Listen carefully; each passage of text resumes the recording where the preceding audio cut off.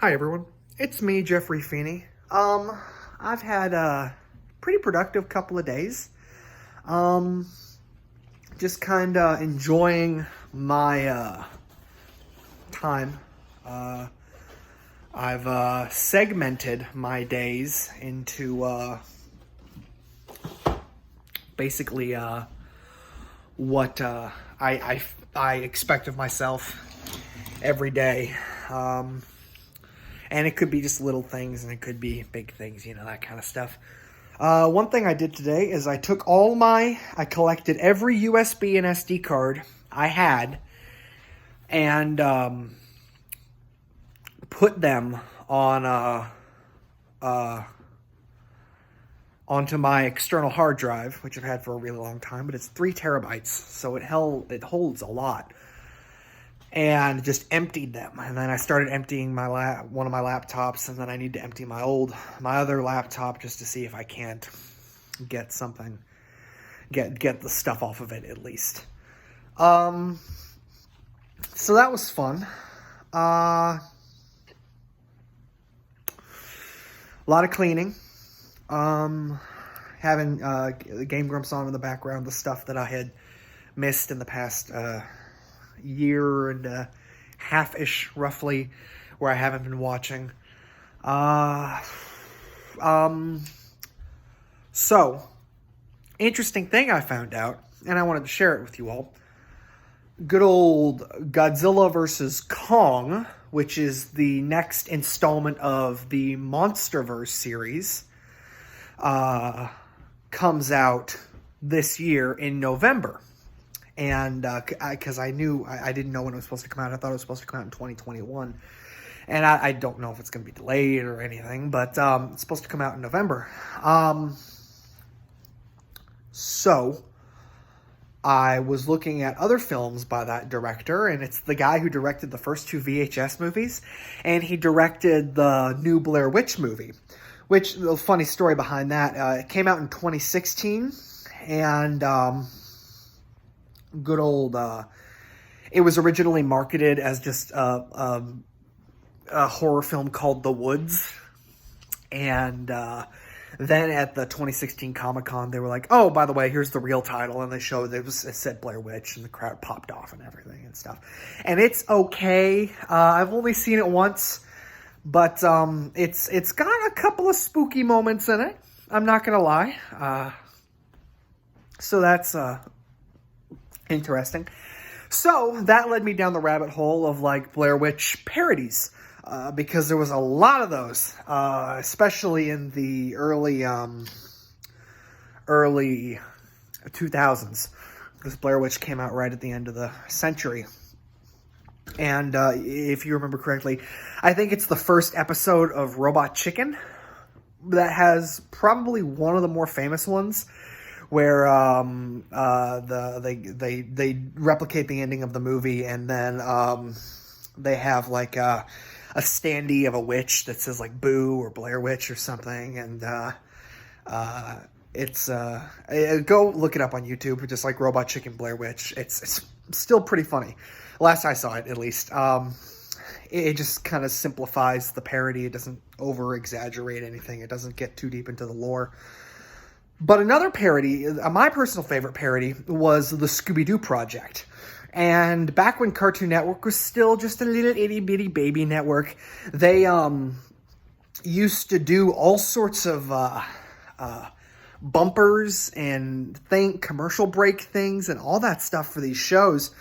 The first time I remember seeing them was on my... I have a VHS of...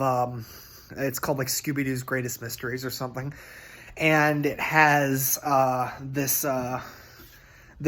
sort of interview talk show kind of thing with the gang, split up into segments. And the thing I remember, moments of that I remember in particular are Daphne mentioning how her dad bought them a van because he used to just have to drive them around all the time. And then it's just a shot of all of them loaded up into a car, and then just a disgruntled Mr. Blake driving.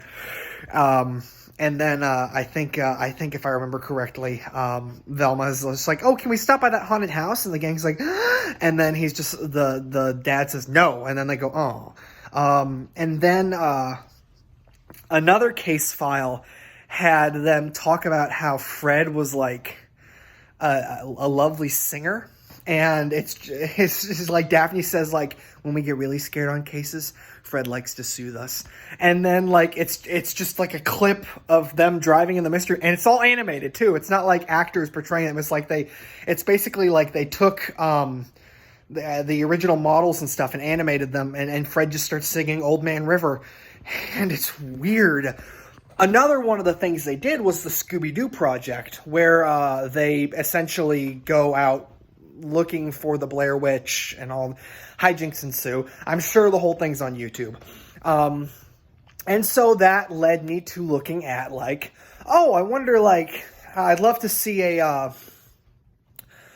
breakdown of all of the Scooby-Doo movies. And I don't mean, like, the live-action movies or anything. I mean the, it's debatable where they start, because 4 of them were TV movies, like The Reluctant Werewolf, Ghoul School, Boo Brothers, and another one. It was 4. I only remember 3. They were all TV movies. And then starting with my personal favorite Scooby-Doo movie, Scooby-Doo on Zombie Island, in 98, was a direct-to-video movie. And since then, there's been at least, I think, 1 direct-to-video Scooby-Doo movie every year, if not 2. I don't think we've missed a year since 98. I'm not sure. And I was looking at the upcoming stuff, and it had a listing for 2020. And the title intrigued me. So I went ahead and I was just like, well, this could just be someone updating Wikipedia to screw with me. And there was a YouTube video or 2 that had an interesting perception, like, hey, this was, like, insert title, was uploaded to TCM's website that you'd be able to pre-order it soon, and all sorts of stuff. And then last year's Scooby-Doo movies were kind of kept hush-hush because it was the 50th anniversary, and they actually released Curse of the 13th Ghost and Return to Zombie Island. I've got Return to Zombie Island right here. Right next to Zombie Island. And people were stoked because it was like, oh yeah, you got us. And so the pre-orders came out and it was great and everything. So people were saying that they're doing it again. They just accidentally released the title. But other than that, I can find no information on the upcoming 2020/2021 Scooby-Doo animated direct-to-video feature. I hope it happens, though, because it will be Scooby-Doo crossing over with Courage the Cowardly Dog.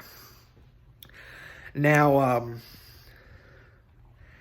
if you don't know who Courage the Cowardly Dog is, Courage owes almost everything to Scooby-Doo. Not that it's a ripoff or anything, but Courage it's kind of the successor, essentially. And although Scooby-Doo was very, very marketable as television movies, I don't think the appetite for a Scooby-Doo television series was really there until Courage the Cowardly Dog went off air. And it's one of those things where it's like, you know what? That would make sense. Scooby-Doo meeting Courage. I'm sure they met in the old Cartoon Network commercials, but like, I really hope that's something they're going to go towards, because it's a fantastic idea. So that's something I learned today. I hope you had a great day, and I'll talk to you later. Love ya. Be well. Bye.